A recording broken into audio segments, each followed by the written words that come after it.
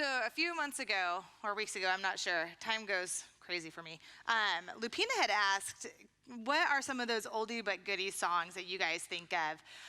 And that was one for me, is we had actually sung it the day before at a retreat, and I forgot how much I loved that song. Because to me, it is the epitome of my childhood. It is camp. I started going to camp when I was in the 3rd grade. And to give you an idea of what our camp was like, I want you to look out the window right now.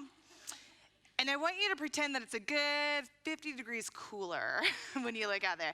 And this was my summer camp experience. So when we went to camp, we wore jeans and we wore hoodies. And I remember my first year living back in Oregon. So just an idea, when I came to Texas, I got extreme culture shock of what summers are really like. I'm not used to this. I still don't like it.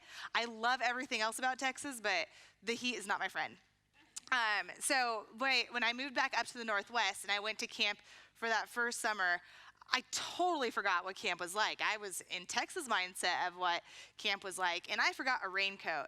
And if you want to be sure that it's going to rain an entire week, you forget your raincoat. And ironically, my parents were in Texas at the time, so I couldn't even call them and be like, come give me a raincoat. So, just like any other Northwesterner would, I sucked it up and put more clothes on. But this was my camp experience. So when we sing, it only takes a spark to get a fire going, it really takes a spark. And when we talk about getting a fire going, we are usually talking about like wet logs. But the great thing about a spark is if you can get that little flame to catch on, you can get the other logs to dry out a little bit and catch on. So we loved campfire. It was not just a fun time for us, it was a necessity for us. It was when you gathered around the campfire and you got all warm, and you got to campfire early so you could have one of those prime front spots, because the back spots were usually wet and they were cold and the person next to you was chattering, but you tried to pay attention the best you could. But I love campfire. So as I was getting ready to preach on Pentecost, I thought about, if it only takes a spark to get a fire going, and I think about the people that were in the room the day that the Holy Spirit came and landed on them.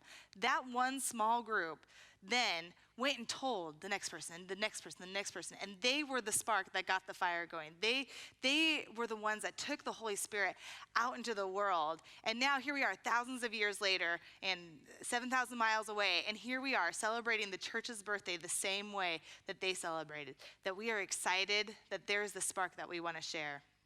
And so I was thinking about, what are some of the ways that I think about that ripple effect happening? And number one, I am so proud of this group in orange back here. I just have to point them out. And I know there are a lot of other people in this room that were there yesterday, but we had this awesome group yesterday that joined 44,000 people around the world in running and walking for clean water. So you've heard us say it from the stage many times before. I started with a vision of one guy who said, I'm going to run, and I'm going to ask people to donate for clean water as I run. And so he started doing endurance running, and he then got a team together that said, let's take this out. And they took it out, and they took it out until one day, it was in 2015, I was sitting in a staff meeting when Milton said, hey, I've got an idea for you. Someone called me this week about running for clean water. He's like, are you interested in running? Yes.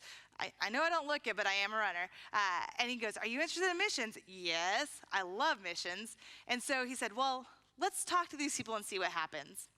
And so in 2015, we put together our first team from Northern Hills, and we ran the rock and roll marathon and half marathon. And we had a small team, but the great thing about that small team was that it was mighty, and they took that and told other people about what they were doing. So the next year, we brought it again, and our team grew. And the next year, our team grew to where every time we meet together, our team grows.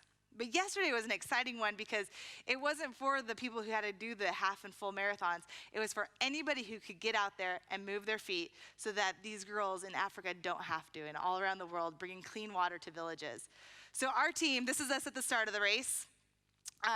This is our Bailey dog. I mean, she's got a medal. You can't not put that up. And this is at the end of the race. And the reason why I picked two different pictures is because people just kept coming in.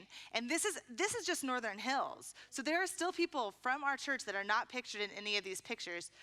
but that joined together with teams from all over San Antonio to run and walk for clean water. And it was an exciting thing because you thought about one person got that call from God, and they spread it, and they spread it, and they spread it. And look at that team that we got to join. And this, like I said, this was worldwide. So we watched people run in Kenya. We watched people run in Europe. We watched people run in Seattle. All over the world, people were running for clean water. And it was such an exciting day and such an exciting time. And I started thinking about, what is that passion that I have? What is that spark that I want to give? What is that thing that I want to share with others? And that's what the Holy Spirit is calling in you to do, is to share a message, a specific message that God is calling you. The other reason why I'm so excited to preach today is not just because of what we did with World Vision yesterday, but if you know me, which by now you guys all do, I have two passions. I have youth and I have mission. So I talked about the mission side of it, but today we get to celebrate our confirmands, which is our youth, and how proud we are of them. But when we ask them to join the church, when we say, are you ready to be confirmed? The major thing that we have to remember is that we are standing here supporting them. That Riley, Gabby, we are here to support you, to encourage you guys in your faith as you grow. As Lupina said, if you have questions, ask them. If you need prayer, this is your congregation. These are the people who are ready to pour into you. Because you guys are going to do mighty things, and we don't know what it is. You are in 8th and 10th grade, I think, right? 10th grade. You guys have no clue what your future is. Leilani, Lauren, all of you guys, all of you teens and young adults, you guys have such a great, something's about to happen. I will tell you, I'm a mess this time of year. Graduations are the only thing in the world that can actually make me cry. And when I say make me cry, I mean like one time I was crying so hard, the girl next to me goes, the graduates' parents aren't even crying this hard, so calm down.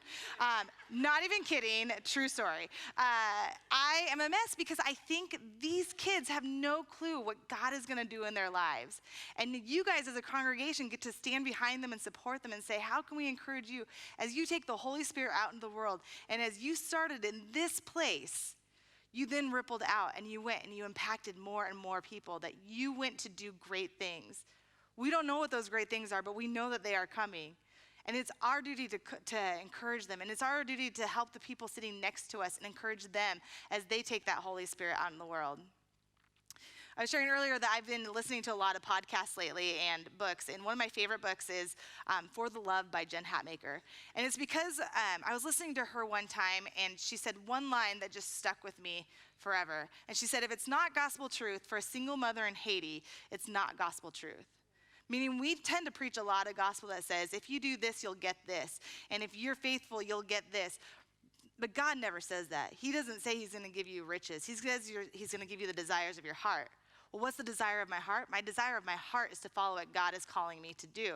So that's going to look different than I don't have a great bank account, and I don't really care, because I know that God has given me riches in other ways, that God has given me the opportunity to share his love and his passion with others. And so I've been listening to her more recent podcast, and she did a kind of a For Love of comedy and had on the Chewbacca mom on her podcast. Do you guys know who the Chewbacca mom is? Basically a viral video where the lady just puts a Chewbacca mask on and goes, ah, and just laughs the whole time. I can't do it. I probably could if I wasn't in front of all of you, because I practice weird things like that at home, but not in front of you guys.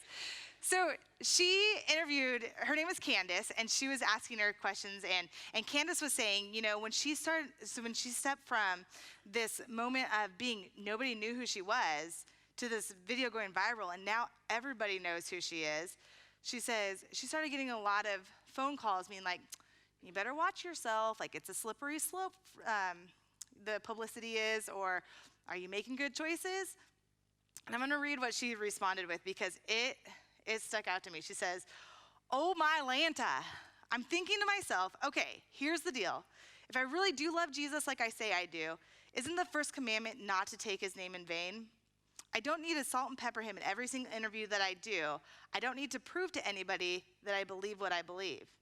And Jen says, that's right. And Candace says, I just need to be myself. And Jen Hatmaker goes on in the interview to say, one of my mentors said, listen, Jen, as you are in these spaces, as you are working with your crew and your team and your production staff, this network, just being in the room increases the presence of the Holy Spirit just because you're there. You're walking in with the Holy Spirit in your life. She's like, already, it's spiritual. It's spiritual because you're in the room. I've never forgotten that. Sometimes we walk in with the power of the Holy Spirit on us and in us and through us. And that's not nothing. That is something. People are drawn to Jesus because he's the best thing ever. And it's that reminder that when Jesus is in you, when the Holy Spirit lives in you, anywhere you go becomes holy. That you don't need somebody else to take it into the room for you. You are bringing the presence of the Holy Spirit into each room you step into. So as I was working on this sermon, I was telling Lupina this morning, I'm really good at giving fluff sermons, but I'm not settled in fluff sermons anymore. And so as I was preparing, just praying, God, what do you want me to do? I feel like you want me to go deeper. Unfortunately, it went a route none of us wanted to go. And this week in the news, we had another school shooting. And this one was only 230 miles down the road from where we are. And so as I'm thinking about that shooting that follows just after another school shooting, that follows a church shooting that was just down the street from us, I can get really upset about the world we live in. And I know that the argument is coming, well, we need to put God back in the schools. But here's what I have to tell you guys today, is that God is in those schools. When we send our students with the Holy Spirit into those schools, God is in those schools. When you as teachers go into that school with the Holy Spirit in you, God is in those schools. So when those kids were scared and looking for somewhere to run, you can't tell me that the Holy Spirit wasn't with them. I believe the Holy Spirit was in that place more than ever, that people were experiencing God, and mothers and fathers of the grieving their loss of their child are experiencing the Holy Spirit today that is the one to comfort them, the one to bring them peace. The Holy Spirit isn't always this fluffy, great, feel good, let's take it out into the world. It is that, but it's also that because we need him, and we need the Holy Spirit in the worst of times. That for me, when I think about my faith, it's not about what happens when I die. It's how do I live today? Because I will tell you, on really, really bad days, I need God more than ever. And if I lived in a faith that was just fluffy and that was only God was only going to be there when I was happy, I'm missing the point. But God meets us in those depths. God meets us where we're hurting, where we're aching, where our friends are aching. The Holy Spirit is there. And you have the power to take that Holy Spirit into each place you go. That you are the one bringing the Holy Spirit into your places of work, into your places of education, into wherever you are going. When you go to the gas station later today, the Holy Spirit is there. When you go to Bill Miller's later today, the Holy Spirit is there. When you go to Chick-fil-A tomorrow, the Holy Spirit is there. But it is your call and your duty to take that message out into this world. So as we send our confirmands and we say we are behind you 100%, it's not just them. If we don't support them and encourage them, we miss the boat. But when we walk with them and we say we are going to take this ripple effect, we are going to go out and share this Holy Spirit, share this love, share this joy, share this peace, this comfort, this God's who's with us when we don't know what else to say. That's the power of the Holy Spirit. And I want to encourage you guys to take it with you today. Take him with you today. Go with the Holy Spirit in you, knowing that everywhere you go is holy because you are taking God there. Let's pray.